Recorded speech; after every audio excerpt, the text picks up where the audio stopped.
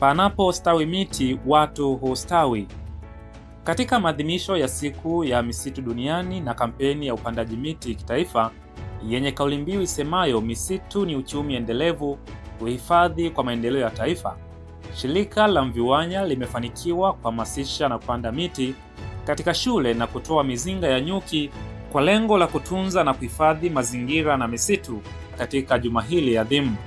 Hii ikiwa ni sehemu ya kuunga juhudi za Wizara ya Maliasili na Utalii, aidha juhudi za Daktari Samia Suluhu Hassan, Rais wa Jamhuri ya Muungano wa Tanzania.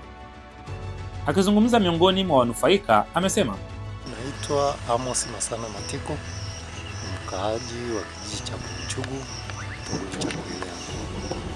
Mimi shughuli zangu kubwa ni kilimo na ufugaji. Lakini katika ufugaji nalishukuru shirika la Mviwanya kwa kunipa elimu na mambo ya ufugaji wa nyuki. Katika wiki hii ya utunzaji wa mazingira na misitu, Mviwanya imetupa elimu katika mambo ya uhifadhi wa misitu. Pia wameleta mambo ya mizinga, na kama unavyoona mizinga inavyokaa, mizinga niliyopewa na Mviwanya nafikia mizinga 100, na kuna baadhi ya mizinga nyuki wameshaingia, nyingine bado hawajaingia. Pia nawashirikisha familia yangu kwenye hizi shughuli ninazozifanya za utunzaji wa mazingira na uhifadhi. Hii pia ni banda la nyuki ambalo tunatumia kwenye ufugaji wa nyuki. Maanake ukishaweka kwenye banda kama hili, kunakuwa na usalama zaidi ya ile iko kwenye vichaka, kwa sababu hata wale maadui wa nyuki wanakuwa ni vigumu kuja kuiharibu. Hii yote ni kutokana na elimu tuliyopewa. Kuna faida kubwa sana. Kwanza, faida moja kubwa ni kama hivi nimeweka hii mizinga niliyopewa, ambayo inaongeza kipato kikubwa kwenye familia yangu.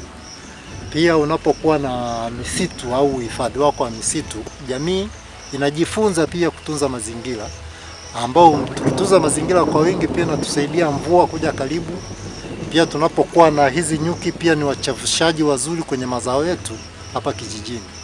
Katika wiki hii ya utunzaji wa mazingira, ninawahasa vikundi ambavyo vinajihusisha na mazingira kuendelea kutunza mazingira, pia na jamii iendelee kutunza mazingira.